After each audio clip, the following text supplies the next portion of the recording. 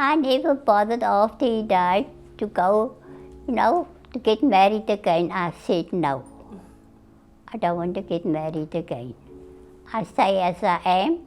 I had a nice friend, I got his photo too, but where marriage is concerned, I said no. Because I reckon you must go all over again, you must do this, you must do that, no. I'm very Hector. Well, I'm in my 90s already. My birthday is the 16th of June this month. I'll be 97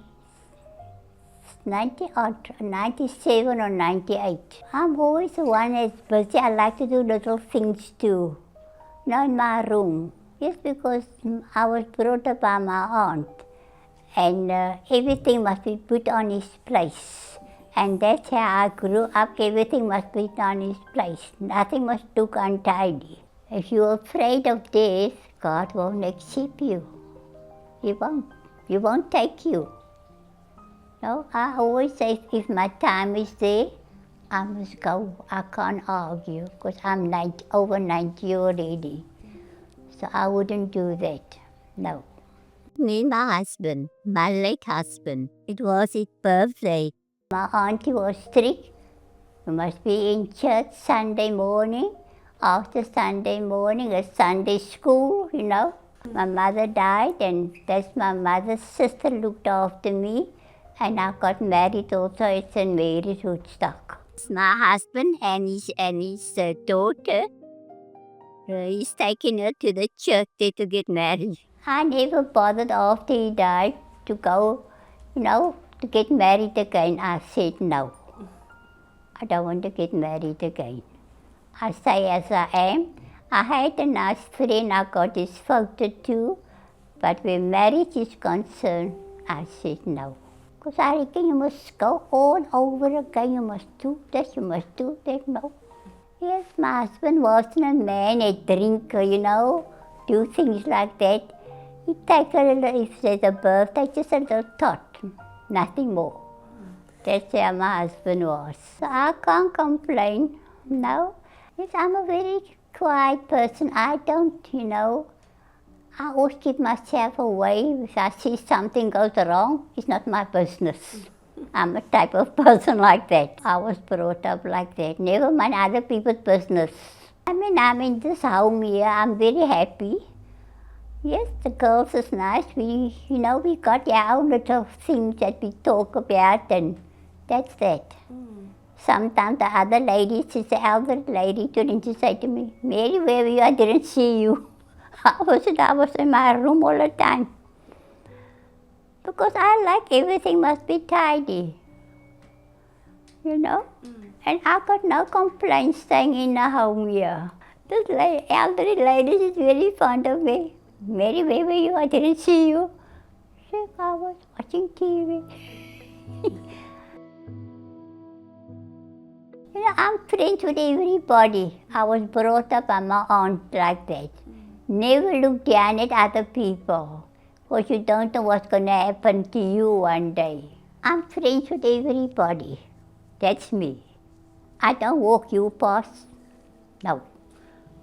I say to them morning, even if they don't greet, I say morning. They say, oh yes, morning. I don't go to church now like I used to there, because that's out of the question now. You can't ask people to make a nuisance of yourself. But if you pray and you thank God for the day, like you interviewing me, tonight I go on my knees and I thank God for this young lady that came to see me today, like that I am. Even to the nurses too. I can't say nothing about them. They they do your hair for you. They do everything for you. Well, it's the way you grew up as a child. And I tell you straight, my auntie was very strict with me. She always used to tell me, Mary, look after yourself till the day you get married. And I promised her. And she said, I will give you a beautiful wedding. And I had a beautiful wedding. Then my auntie said to me, that was a poor young for a boyfriend.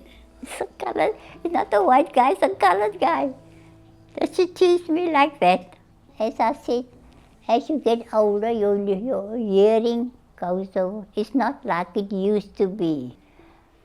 But I had my own doctor too that saw to me. And he always used to tease me, my doctor. He said to me one day after married, I said to him, I don't know what I'm wrong, but I feel so funny, I get so sick. So when he finished examining me, he said to me, you're expecting your first baby. I said, my first baby? He said, yes, you're going to become a mother now. I do sit sometimes and I do tell you straight, I do miss my husband. I've got memory, we had like the white bus and a colored bus. Now if the white bus come on, then I stop, I start Mary. Mary from there, no? I wait for the colored bus. I get into the colored bus. And I tell people say, what is she doing here? I don't take notice, I'm getting home. That's why it was terrible with that apartheid buses. You know, the long seat, that's when you get in, it's the long seat. The colored people can sit there, the white sit in front. My daughter-in-law had the same trouble. And she was a sister in the hospital. Then Laura said, I must get to work, I already passed my voorbij. Because she stopped the bus, she wants to get in. I said, Laura, they walk right past me, now I must go to the I'm a nurse in the hospital. She ain't there. One day she got into the bus, you know, where the colored people sit. Laura said, I didn't have a nice time getting into that bus. Actually, I don't care, I want to get out. I get into the bus. Yes, I get in. Otherwise the bus right past. If the colored bus come on, I'm waiting there to get in. Right. They right past you. One day I said to that chap, ek is even take us colored. It was terrible with those white daughters, apartheid buses. Oh, I think to myself. At any rate, they broke it, they took it away. Otherwise, if you don't want to sit downstairs, I must be upstairs sit. Oh, this apartheid was terrible, I can tell you. Then the whites wanted to bring in Woolworths. You know, they don't want the colored people to mix with them. So they wanted to make like just a white day for the whites to shop.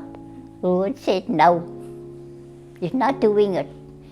He said because most of the time they make their money with the colored people. So he didn't do it. He said he's not doing it. That was apartheid. It wasn't nice.